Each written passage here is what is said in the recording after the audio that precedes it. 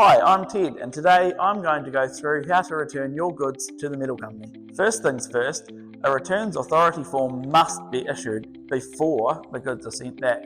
No returns form, no returning.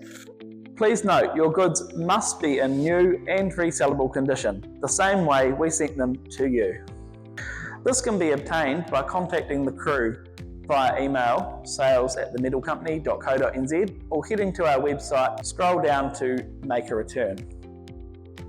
This will include your reason for return, TMC packing slip, sales order, invoice number, the product code, description and quantity. Once the crew at the Metal Company has received your return request form, they will send you a return authority back via email if all approved. This returns authority will include your returns authority number and must be sent with your goods. The accounts team will then issue the credit to your trade account. So there you go, we make returns easy.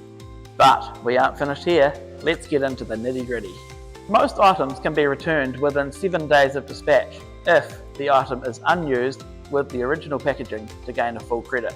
If goods are returned between 7 to 28 days, a 20% handling charge will incur.